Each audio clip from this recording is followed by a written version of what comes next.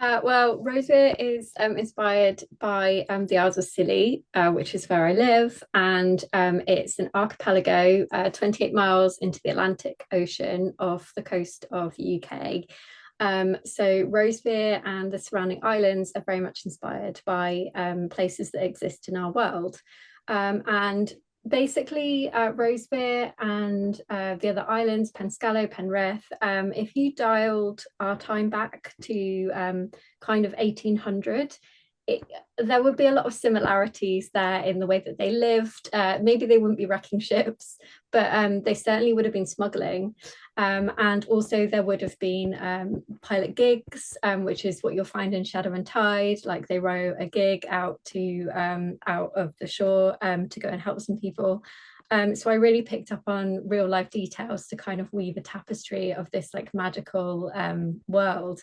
And obviously I took inspiration from like folkloric references like sirens to kind of give it that fantastical element. But really, when you live on the Isles of Scilly, if you experience a storm or like a foggy day, you really do feel like you're on the edge of the world, like the known world, and that anything is possible. And I wanted to give the reader that sense of wonder that I feel living here. So Mira is an islander. She's grown up on Rosevere, and she is one of the seven. So there are seven of them that are chosen to swim out to the ships to plunder them. So they're lured into the shore during stormy nights when they know that there are ships going past, merchant ships.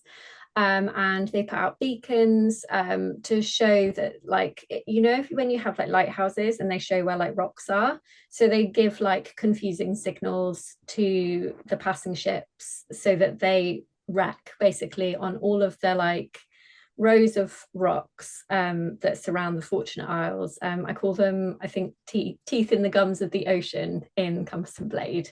And so Mira is one of the seven that swims out. She doesn't feel the cold. She can swim out in storms. She can last out a lot longer than the others for a reason. But her job as one of the seven is to try and find survivors, because even though they need to wreck ships in order to survive, they can't grow enough food on the Isles, they can't trade enough, they can't make enough money to survive. They don't really want to kill anyone, they just have to do it. And the way that Mira justifies it to herself is that she can't stand to see the hunger over the winter, and she was rather it was them than her community and the children in her community. So she will carry on going out to do it, but she will try and save whoever she can. So when I first pitched the book to my editor at HarperCollins, I already had an outline of the entire series. A lot of it in book 2 and 3 were like broad strokes, so like I knew like the main plot points.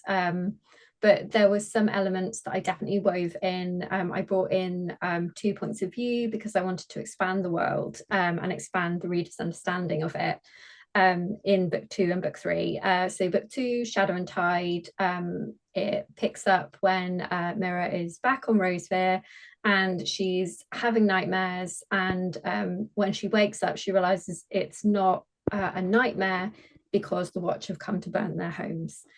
So she's got to try and get out of her house and it's burning. She then goes to the Isle of Anna with Eli because he calls in the bargain that he made with her at the end of book 1. And her mission purely is to gain vengeance and also to ensure the continued survival of the Fortunate Isles. And unfortunately, although the Watch are like the lawmakers, there is an entity behind them, the real people in power and control, and that is the ruling council. So we go through book 2, and what I really love to do is to have kind of morally grey characters because I find them more human, but I also like to give different perspectives in order to expand the worldview. So in Shadow and Tide, we have Brielle's perspective. She is a witch, she is a hunter, and she is assigned to hunt Mira. So we have these two opposing views, and she is very much aligned with the ruling council at that time, but she is questioning why her coven is aligned with them. And then we have Mira, who is starting to realize that she is going to have to bring them down in order to save the Fortune Isles. So at the end of Shadow and Tide, they believe that they've done that they've succeeded, and then everything turns and it all goes horribly wrong, and she realizes that she's massively underestimated them, and she's captured. And then that leads us into the events of Starlight and Storm, which are very exciting. And there is a new point of view in Starlight and Storm, and that is Lowry, another witch who we meet at Coven Septon. I love raising the stakes. I just think, what I always try to think is, what is the worst thing that could happen to this character? And then obviously it has to happen, because then that allows them to either not grow as a character and to kind of stutter out, or to grow. And that's where we see the exciting moments on the page, and also those are the moments that resonate with us as readers. So Mira has to really overcome her fear of being trapped, of being captured, and of the ruling council, and she has to access the full power within herself, because there is no one coming to save her. She's only got herself, and she needs to make sure that she is strong enough. And she keeps having these moments of reflection where she's like, I wish Eli was here, I wish my friends were here, I'm all alone, but she just has to push through. And it's those moments that really spark her as a character. And by throwing the obstacles in her way in book 3, well, the ruling council throwing the obstacles in her way, it allows her to grow as a character. There's a series of trials in Starlight and Storm, which are very exciting. They're just so much fun, and it just gives you so much scope to grow characters and to write action scenes and introduce different personalities and how they cope under pressure. And it's just the best. I just really enjoyed it. And I will give one hint at one of the trials, and that is that we have Wyvern. And you see them pictured on the front covers. I haven't got a copy yet, but yeah, we see them on the front covers, the Wyverns. So Mira's going to have a real battle on her hands. There is a character in Starlight and Storm called Sember Lockswift, who I am incredibly attached to. She just walked onto the page, incredibly sassy, and she is from a territory called Skylan, which is in the center of the continent.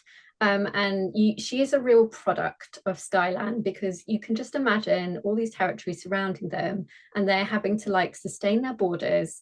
She's a spy. She also has a very interesting magical ability, which allows her to access different places that she shouldn't be able to. She's funny, she's quick, and I loved writing her instantly, and I hope readers love meeting her as well. So Brielle, the other point of view character in Shadow and Tide, she's a real methodical person, and that really comes across in the way that she speaks, in the way that she thinks. I kind of think of her as having a very steady heartbeat, a very steady rhythm to her approach to things. She's not quick to anger, she's not quick to any emotion, and she needs time to think through everything and see everything from every angle. She's very strategic. She's also very caring and loyal. So the way that she talks and her dialogue is very different to, say, Sember's dialogue, who's sassy and quick and funny. And also Mira's, she's very emotional, she's quite hot-headed. That's why she easily makes mistakes, because she doesn't think things through, she just acts.